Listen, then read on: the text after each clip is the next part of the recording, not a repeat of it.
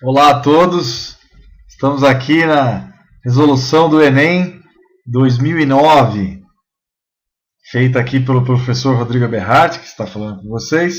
Então, vídeo Enem 2009, Ciências Humanas, questão 51 a 57. Vamos lá. Só aqui no Terra Vestibulares, www.terravestibulares.com. Aqui não é barra Enem, pode ser se você quiser dar uma olhada, tá? Mas sim também toda a análise Enem total. Vocês vão gostar bastante, com mais de 600 videoaulas. Para quem já é da casa, já sabe. Quem não é, venha prestigiar a gente, venha mudar a sua vida para sempre. Vamos lá. Então, ciência e tecnologia, história do Brasil, história geral para um Brasil melhor. Vamos lá, meus queridos. Ciências Humanas 2009. Questão 52. Lá eu escrevi 51, mas é 52. Vamos pôr para quebrar. Vamos lá. O ano de 68 ficou conhecido pela efervescência social, tal como se pode comprovar pelo seguinte trecho, retirado de texto, sobre propostas preliminares para uma revolução cultural. É preciso discutir em todos os lugares e com todos o dever de ser responsável e pensar politicamente diz respeito a todos, não é um privilégio de uma minoria de iniciados. Não devemos nos surpreender com o caos das ideias, pois é essa a condição para a emergência de novas ideias. Os pais do regime devem compreender que a autonomia não é uma palavra vã, ela supõe a partilha do poder, ou seja, a mudança de sua natureza. Que ninguém tente rotular o movimento atual, ele não tem etiquetas, ele não precisa delas. Jornal de la Commune, Étudiante, né? Textes et Documents, Paris, 1969. Que é francês, né? Jornal de la Commune Étudiante. Bom, os movimentos sociais que marcaram o ano de 68, pessoal. Então, quais foram? Vamos ver. O movimento então, que marcou essa estudantada toda, a geração do meu pai, né? Principalmente, a geração aí de quem nasceu nos anos 50, final dos anos 40, né? Essa geração. Então, o ano de 1968. Os movimentos sociais marcaram o ano de 68. Veja aí, olha os movimentos, 68. Aqui já é 69, tá? Aqui, ó. Aqui é a ida à Lua, que a gente já vai ver já já. Então, aqui, ó. Revolução Estudantil Francesa. Queriam mudança em meio à Primavera de Praga, tá? Guerra do Vietnã e o enaltecimento da sociedade de consumo, tá? Entre outros fatos. O 68 ficou conhecido sensibilizou a sociedade pela inundação de ideias que constavam com a ordem reinante. Queriam diminuir esse tom totalitário dos governos, as novas propostas de grande abrangência, uma verdadeira revolução cultural. Então, em 68, aconteceu uma revolução cultural no Brasil, no México, na França. No Brasil também, a Marcha dos 100 mil, tá?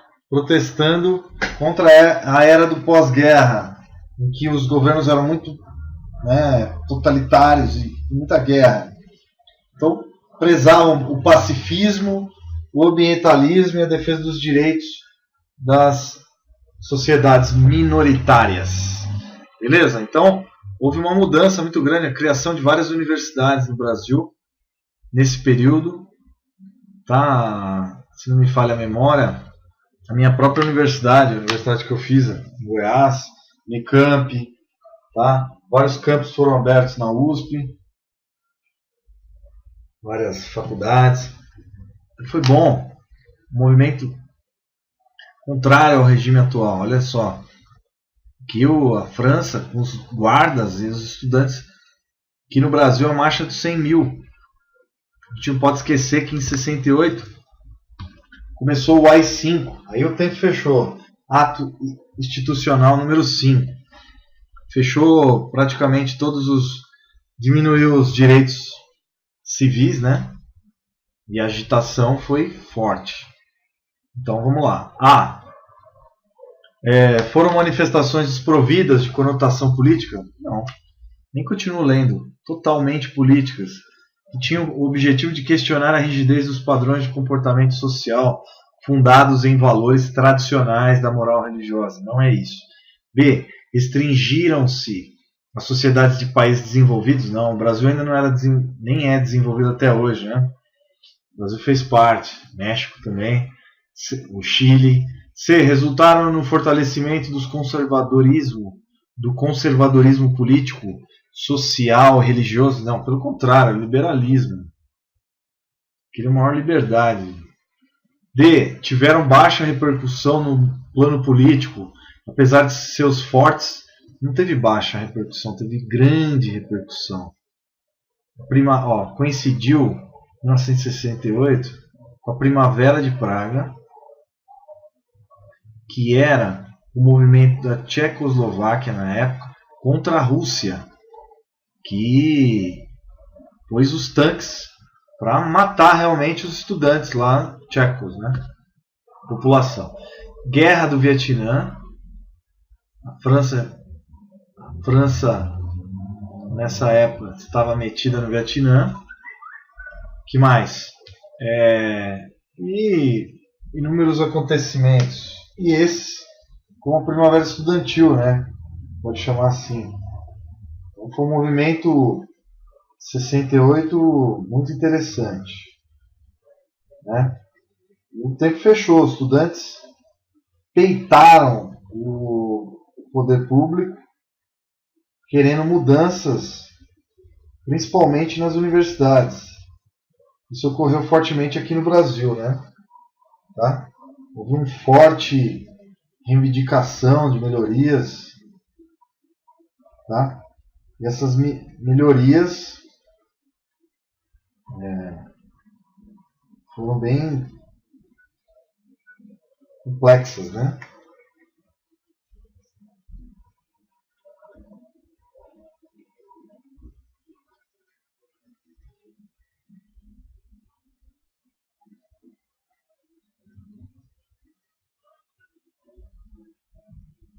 Então, 68 foi marcado pela Guerra do Vietnã e por inspirações, futuras mobilizações como o pacifismo, o ambientalismo, o início da ideia de cuidar do meio ambiente, promoção da equidade dos gêneros e a defesa dos direitos das minorias. Um movimento basicamente estudantil. Então, em 1968, movimentos universitários, principalmente, tá? Movimentos estudantis. Aqui no Brasil também. Um grande exemplo é a marcha dos 100 mil, que tomaram o Rio de Janeiro e São Paulo. E o bicho pegou também. Então é contra a ditadura, né? Então tá aí. Resposta letra E de Eberhard. Tudo bem? Bom, deu uma parada que eu estava pensando na época.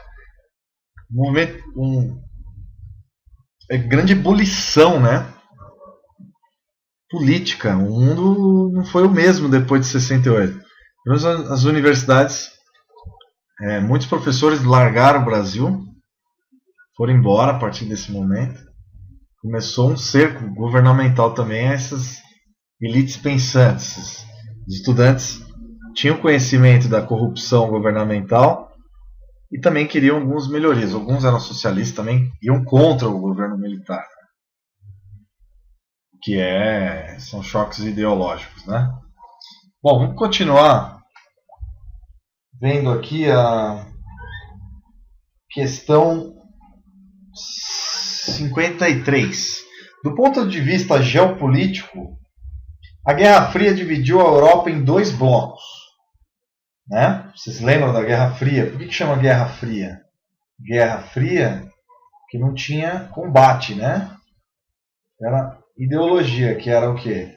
capitalismo contra o comunismo, o socialismo comunista, stalinista e aí vai. Bom, aqui com um grande ícone os Estados Unidos e aqui a Guerra Fria, os comunistas, a União Soviética. Na época era a URR, União das Repúblicas Socialistas Soviéticas, que hoje seria a Rússia. Era o bloco socialista, como era chamado, bloco socialista, e que o bloco capitalista, o Ocidente, em geral, exceto Cuba. Tudo bem? Bom, do ponto de vista geopolítico, a Guerra Fria dividiu as Europas em dois blocos. A Europa, né? As Europas. A Europa, tô louco. Essa hora, né? A Europa em dois blocos. Veja lá. Então você tem aqui a Europa capitalista e o leste europeu, que era a cortina de ferro. Tá? Essa divisão propiciou a formação de alianças antagônicas de caráter militar, como a OTAN, Organização do Tratado do Atlântico Norte, que aglutinava os países do bloco ocidental, e o Pacto de Varsóvia, que concentrava o bloco oriental com a liderança da União Soviética. Tá? E aqui o bloco ocidental com a liderança dos Estados Unidos, exceto Cuba. Tá? E é isso aí que a gente está tendo. Bom, é importante destacar que na formação da OTAN estão presentes, além dos países do leste europeu, os Estados Unidos e o Canadá. E vários outros países. Só que da OTAN mesmo eram os Estados Unidos e o Canadá. Curiosamente, os que lutaram na Segunda Guerra Mundial, mas e pela localização geográfica, próximo da Europa. Essa divisão histórica atingiu igualmente os âmbitos político e econômico, que se refletia pela opção pelos modelos capitalista e socialista. Essa divisão europeia ficou conhecida como cortina de ferro, verdadeiro. Muro de Berlim não, União Europeia não, Convenção de Ramsar aqui é uma comissão ecológica. Todos os, para quem não sabe, tá? As áreas alagadas do mundo. E C, as terras alagadas.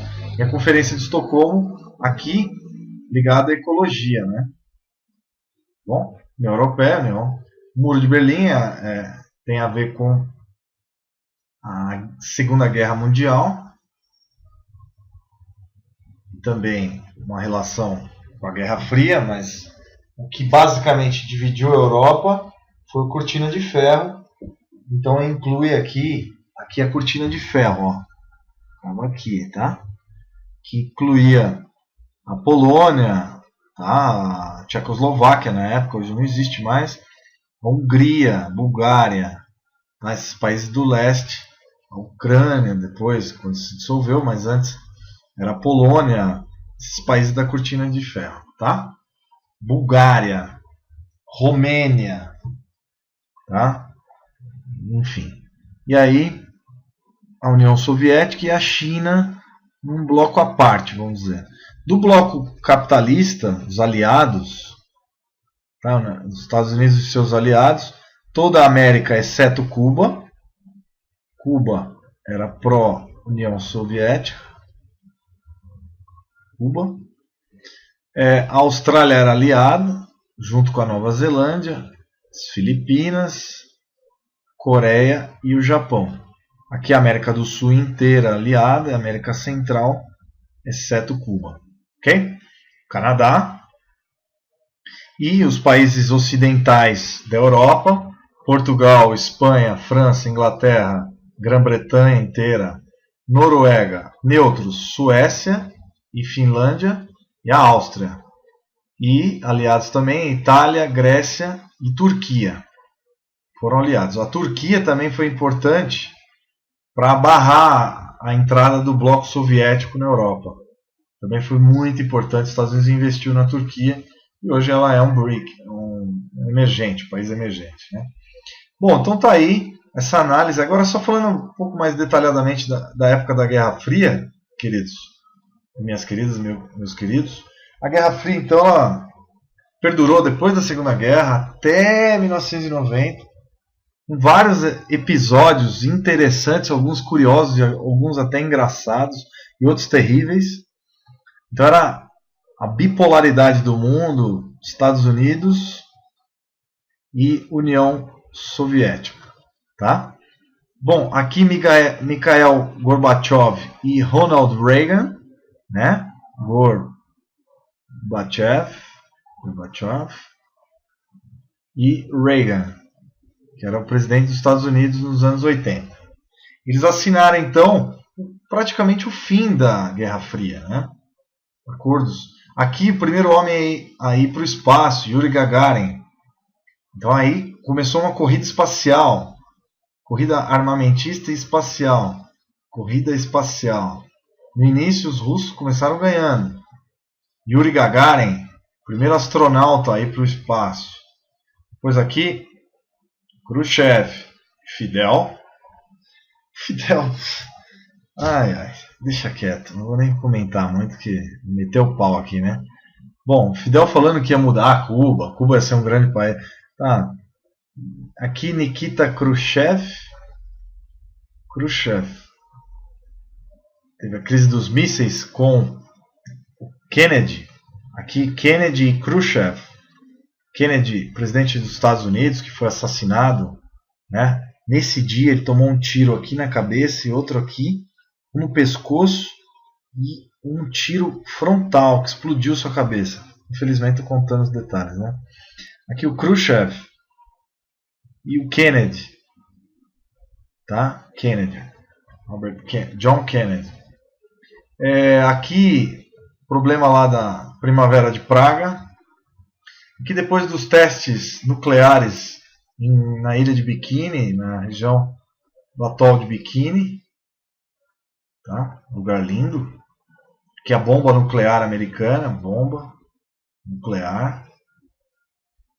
Aqui os testes nucleares americanos, então uma demonstração de força um contra o outro no atol de Bikini, feita pelos Estados Unidos, demonstrar força. E depois que o Kennedy instituiu a ida à Lua do homem, a chegada à Lua, tem provas científicas, tá? O homem realmente chegou à Lua, tem gente que ainda não acredita nisso, mas é óbvio que chegou. Os astronautas enviaram ondas de rádio e de laser que foram detectadas inclusive no INPE, aqui no Brasil, e em várias localidades do mundo, tá? Bom, aqui fincando a bandeira americana, US Flag, e aqui mostrando a diferença aí das superpotências, né, emergentes. Então eram as duas superpotências da época, Estados Unidos e União das Repúblicas Socialistas Soviéticas. Então, só para vocês saberem o que é United States of America e aqui União das Repúblicas Socialistas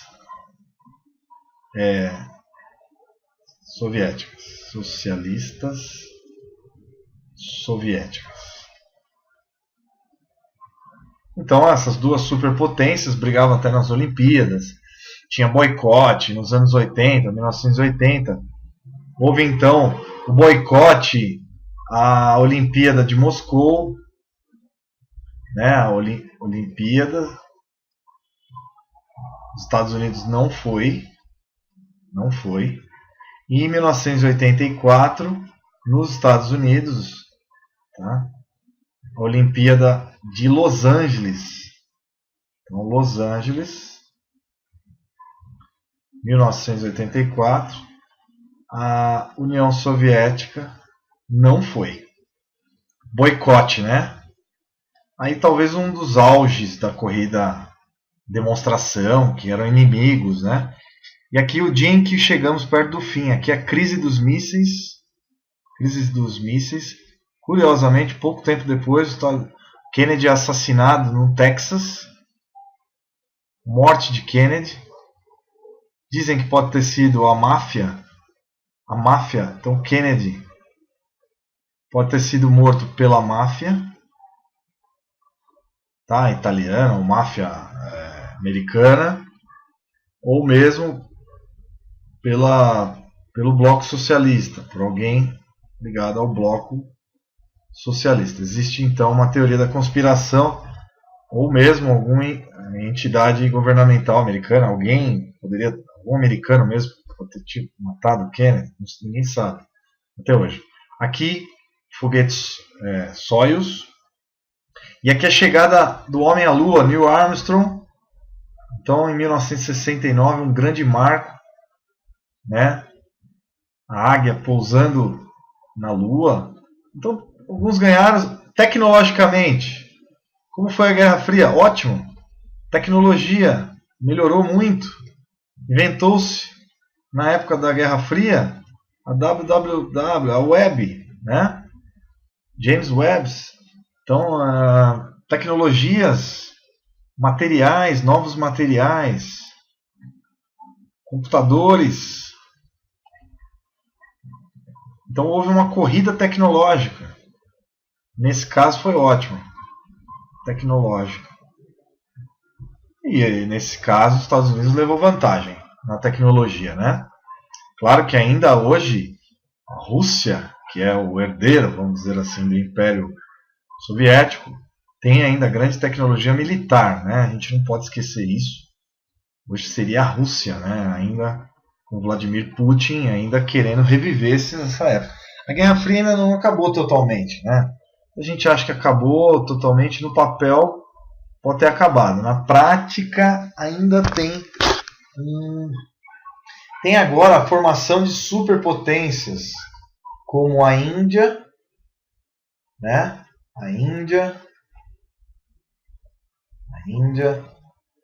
A China, quem diria, né? E a Rússia, hoje a Rússia, né? E, por incrível que pareça, também o Brasil. Seriam então as novas superpotências, né? Novas superpotências. No caso dessas quatro, o Brasil militarmente seria a mais atrasada, por ser um país mais pacífico que os outros, e o único que não tem a bomba nuclear, que é algo interessante, né? E existem outras superpotências também que vão surgir, a Turquia, país emergente, o México também, então a Turquia e México também estão vindo como grandes potências, a Coreia do Sul, né? Coreia fazendo parte então do México, são as novas potências, né? E o Brasil como BRICS, formação do bloco chamado BRICS. Brasil, isso bem pós queda do Muro de Berlim, né? Aí Rússia, China, né? E Índia. A Índia é uma superpotência, superpopulação, a China é uma superpotência industrial, o Brasil é uma superpotência agrícola, mineral, e a Rússia é uma superpotência militar e de recursos minerais. Basicamente é isso, tá bom? A corrida militar teve ganhos e erros e acertos, vencedores e perdedores. Na corrida para a Lua, a chegada da Lua, os Estados Unidos ganhou, com Aldrin Collins e Neil Armstrong. Então aqui a pegada do homem à Lua, tudo com significado da Guerra Fria, né? Então o auge da Guerra Fria, competição mesmo entre os países. Vamos mudar de assunto, muito legal ter mostrado um pouco para vocês que são jovens, que talvez não viveram essa época. Eu peguei também o final dessa época, eu era apenas uma criança Quando o Muro de Berlim caiu, eu tinha 12 para 13 anos. Então eu vivi um pedacinho da Guerra Fria, né? Mas nossos pais viveram mais esse período, nossos avós também, tá? Bom, tá aí então, vamos responder a resposta. A resposta do exercício é letra A, tá? Nenhuma dúvida, beleza? Então vamos lá. Só relembrando um ponto, quando acabou a Segunda Guerra Mundial, houve uma divisão, os Estados Unidos ficou com um pedaço da Alemanha. Vamos pegar aqui a Alemanha, né? Berlim ficou ilhada no Muro de Berlim. Houve então uma divisão. Aqui ficou com a União Soviética. A parte superior aqui com a Inglaterra. Um pedacinho com a França. Aqui com os Estados Unidos, o sul da Alemanha, né? Então aqui começa a bipolaridade, então, entre Rússia e Estados Unidos. No final da Segunda Guerra Mundial, as tropas russas estavam de frente às tropas americanas, tá? E quase a Terceira Guerra Mundial começou ali, já. Ainda bem que não começou, né? Espero nunca acontecer. Bom, vamos lá para mais uma questão do Enem, falando dos Yanomami. Yanomami. Queridos, ficou clara a Guerra Fria? Entra então nos sites que falam da Guerra Fria, National Geographic, Wikipedia, dá uma checada nisso. Tá? Eu peguei as fotos do Wikipedia, das imagens do Google, para mostrar para vocês. É muito interessante essa época. Gente, os Estados Unidos brigavam até no ping-pong com a Rússia, né? Era curioso. O Vietnã também é uma guerra de influência ligada à Guerra Fria, tá? Guerra do Vietnã. Foram brigar lá por um pedacinho lá. E realmente os Vietcongs ganharam dos Estados Unidos, né? Os Estados Unidos perdeu a guerra. Bom, foi a pior guerra que os Estados Unidos se meteu até hoje. Os Yanomami constituem uma sociedade indígena do norte da Amazônia e formam um amplo conjunto linguístico e cultural. Para os Yanomami, Urihi, a terra-floresta, não é um mero cenário inerte, parado, ou seja, objeto de exploração econômica, e sim uma entidade viva, animada por uma dinâmica de trocas entre os diversos seres que a povoam. A floresta possui um sopro vital, vichia, que é muito longo. Se não a desmatamos, ela não morrerá. Ela não se decompõe, isto é, ela não se desfaz. É graças ao seu sopro úmido que as plantas crescem.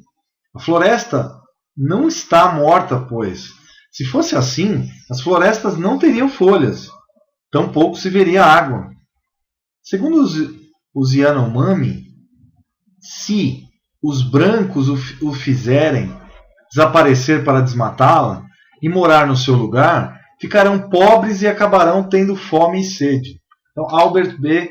Yanomami, O Espírito da Floresta, Almanaque do Brasil Socioambiental. Então, aqui mostrando um pouco da cultura Yanomami na floresta, seus costumes, mostrando aqui a beleza. Olha que Índia bonita, né, gente? Muitos de nós somos descendentes de índio. Eu sou descendente de alemães, mas há uma mistura de negros com a minha avó, brancos e também de índios. Então eu também sou um pouco índio. Por incrível que pareça, eu também sou um índio. Legal, né? Bom, aqui uma aldeia Yanomami com o seu formato aí de Maracanã, né? Parece um Maracanã, tá vendo? Um despovoado, é uma campina. Muito interessante. Aqui, alguns rituais de guerra, rituais de dança. Aqui também, né? Mostrando, então, uma beleza muito grande. Olha que bonito. Olha que coisa bela. A arquitetura da aldeia. De uma aldeia, de um cerimonial Yanomami, né? Então, muito bonita essa parte. Vamos ver o que pede. De acordo com o texto, os Yanomami acreditam que a floresta não possui organismos decompositores. Bom, não é isso que eles falam, né? Não é isso. De acordo com o texto, consideram que a floresta é uma entidade viva, dada a sua capacidade de se sustentar sozinha. Isso foi observado, no caso, no que diz respeito à decomposição das folhas que caem das árvores. Esse processo vital que pode ser chamado de vichia, que é vichia, né? Então, ó, B, o potencial econômico da floresta explorada, não foi isso falado. C, o homem branco convive harmoniosamente com o Uriri, aqui falando da realidade, não. E, vichia é a capacidade que tem a floresta de se sustentar por meio de processos vitais. Verdade, verdadeiro. Resposta à letra E. Essa belíssima questão e a belíssima Índia. Linda essa foto, né, gente? Muito bonita essa foto. Aqui também mostrando um guerreiro Yanomami em outro país, né? Ou próximo ali já da Venezuela. Muito legal. Linda, linda essa foto. Podia ser uma capa de revista, né? Muito bonita essa foto. Orgulho da nossos indígenas sul-americanos e americanos, né? Os nossos nativos, né? População original do nosso país, né, meus queridos?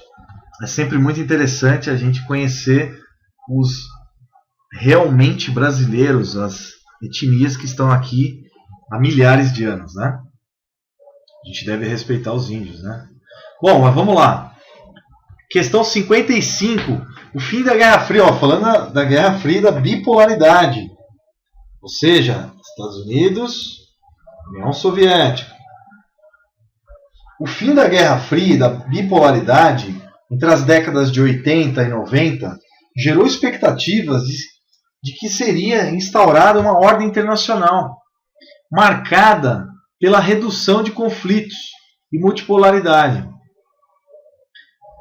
O panorama estratégico do mundo pós-Guerra Fria, apresenta, olha só, aqui o panorama estratégico.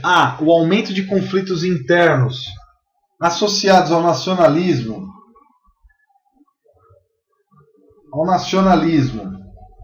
às disputas étnicas, ao extremismo religioso e ao fortalecimento de ameaças como o terrorismo, o tráfico de drogas e o crime organizado. Então, realmente, não significou o fim da Guerra Fria. Anotem aí, queridos. O fim da Guerra Fria não se caracterizou pelo fim dos conflitos. Novos conflitos surgiram, tá? Então isso é importante. O fim da Guerra Fria não significou o fim dos conflitos. Mas uma mudança, tá? Ocorreu então uma mudança de característica global, mundial. Então intensificaram alguns problemas étnicos. Nas repúblicas soviéticas isso aconteceu fortemente. Essas repúblicas se separaram umas das outras e tiveram vários problemas étnicos, tá? Na Iugoslávia, por exemplo, a gente viu a Guerra da Iugoslávia como um fragmento da Guerra Fria. Depois do Muro de Berlim ocorreu esse problema. E também ganharam problemas, destaques de guerras no Oriente Médio. Então o Oriente Médio passou a ter alguns conflitos, como a Guerra do Golfo, que é o mais conhecido, Guerra do Golfo Pérsico, Guerra do Iraque, né? Guerra do Iraque, Guerra do Golfo. A gente teve a Guerra do Golfo 1 e 2. A 1 foi em 1991, logo após a queda, mudança da Guerra Fria, e depois no ano 2000, próximo de 2001, quando os Estados Unidos atacou e depois condenou o Saddam Hussein à morte. Foi morto, né? Foi enforcado. O aumento de conflitos internos associados ao nacionalismo, às disputas étnicas, ao extremismo religioso, tá? Depois teve o 11 de setembro de 2001, 9/11, né, como é conhecido, o 11 de setembro, para nós brasileiros, né? 11 de setembro, que foi muito triste, né? Morreram vários inocentes. Terrível. Osama Bin Laden, como os bárbaros do Império Romano tentando a formiguinha gigante, né? Aqui os F-15 atacando o Iraque, as tropas americanas e o general Schwarzkopf fazendo então seus ataques em pinça, como Aníbal, na época que usava elefantes contra o Império Romano. E aqui um pouco da Guerra Fria e depois o surgimento de novos atores. Então, B, o fim da corrida armamentista? Não. De grandes potências, que traduziu em maior estabilidade. Pelo contrário, ainda tem. Os Estados Unidos investem pesado em sistemas bélicos, tá? A Rússia também, a China hoje, querendo ir para a Lua, produzindo aviões de quinta geração. C, o desengajamento das grandes potências, pois as intervenções militares em regiões assoladas por conflitos passaram a ser realizadas pela Organização das Nações Unidas, só em pequena parte. Ainda as grandes nações interviram em alguns lugares, com maior envolvimento de países emergentes. Na Chechênia, teve ainda a intervenção da Rússia, e no Iraque a intervenção americana. Na Chechênia, também para passar o petróleo que vem do Cáucaso. D, a plena vigência do Tratado de Não Proliferação, que afastou a possibilidade de um conflito nuclear. Isso não é verdade. Ainda existe o perigo nuclear, mesmo que diminuído, porque todos sabem o efeito. E a condição dos Estados Unidos como única superpotência, mas que se submetem às decisões da ONU. Não. Os Estados Unidos é a única superpotência atual. Tem outras emergentes, a China é uma superpotência emergente. Militarmente, a Rússia ainda é uma superpotência, não economicamente, mas militarmente. E não submete-se à ONU no que concerne às ações militares, são unilaterais. Então, a resposta, letra A. Aumento dos conflitos internos associados ao nacionalismo, as disputas étnicas, um exemplo na Iugoslávia, entre muçulmanos e cristãos, ao extremismo religioso, como eu falei, Israel brigando fortemente com os países árabes, a guerra Irã-Iraque, ao fortalecimento de ações como o terrorismo, outra guerra importante entre Índia e Paquistão, a Índia hindu e o Paquistão muçulmano, uma guerra que também não tinha fim, e os dois acabaram com bombas nucleares, nunca usaram, mas tem bomba nuclear. Então, existe então uma grande tensão militar ainda no mundo. A Rússia, com o seu primeiro-ministro sendo um dos líderes da KGB, grande corrupção, como no Brasil também. Fim da Guerra Fria, será? Trabalhou na KGB, contra inteligência, na inteligência externa, trabalhou na Alemanha, em Dresden. O Putin ainda mantém a Guerra Fria, se você analisar. Ele tem conhecimentos profundos de cada país e existe ainda uma interrogação, né? Se eles se toleram, ainda existe a Guerra Fria. Será que a Guerra Fria realmente acabou? Alguns analistas, principalmente da USP, falam que sim. Olha aqui na época da KGB, né? Que só um exemplo para vocês entenderem. Existe uma desconfiança americana ainda que a Guerra Fria não acabou. Aqui um jornalista e ex-colaborador da KGB que foi então envenenado com tecnécio, substância radioativa, foi morto, tá? E algumas fontes acreditam que o governo russo não estava gostando nada das afirmações que ele estava fazendo. Aqui, as reuniões entre Lula e Obama, agora aliados, lógico, né? Aqui mostrando os aliados, grandes aliados. Mas agora as disputas são econômicas. É uma grande disputa econômica, com o aumento da importância de países como o Brasil nesse final de século XX e início do século XXI. Aqui o Lula e o Putin também com grandes interesses em comum. Tá? O Brasil com interesse em vender carne, vendas primárias, né? Vendas primárias. A Rússia com interesse militar no Brasil e interesses também econômicos diversos. Beleza? Na questão 56, na década de 30,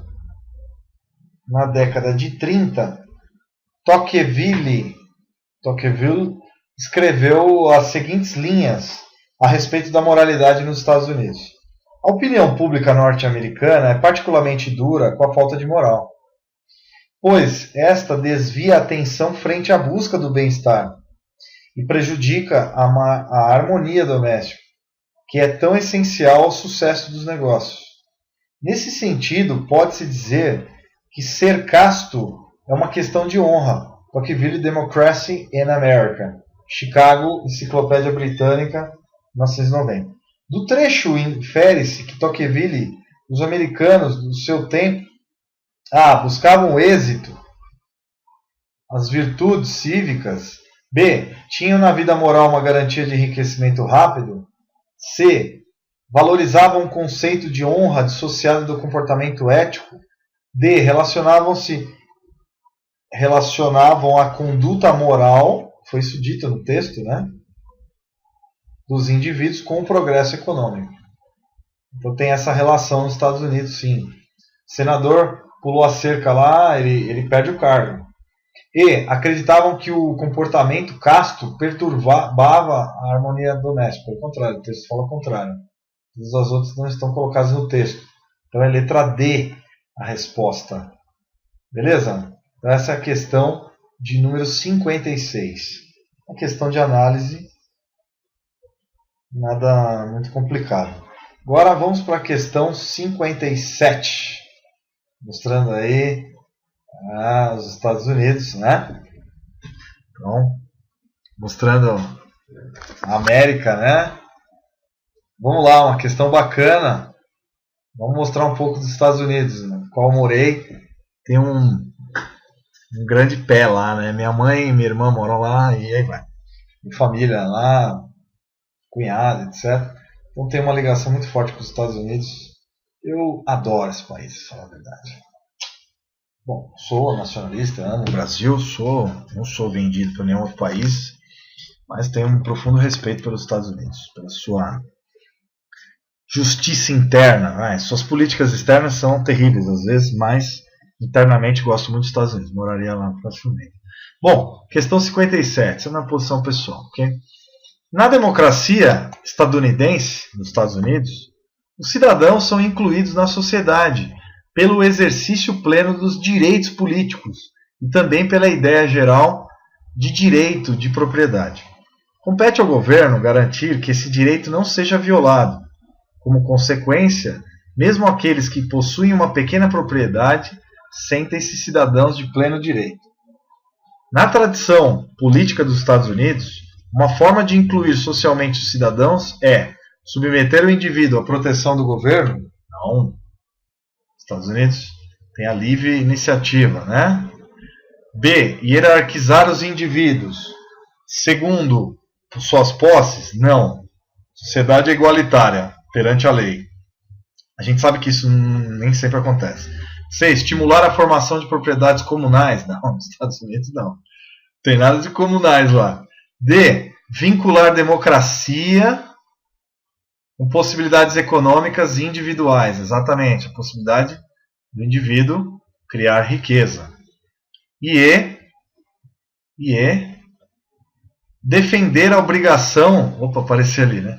Obrigação de que todos os indivíduos tenham propriedades. Não, isso já é um direito universal. Então, vincular a democracia e possibilidades econômicas, né? Então, os Estados Unidos, com a sua cultura, aqui mostrando um pouco das fotos, né? Futebol americano, agora recentemente teve o Super Bowl.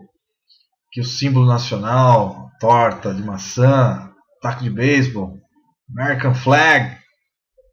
Nossa querida atriz, que agora esqueci, fiquei até nervoso de ver ela, né? Aniston, Jennifer Aniston. Uau! Michael Jordan, Your American Way of Life, suas casas, né?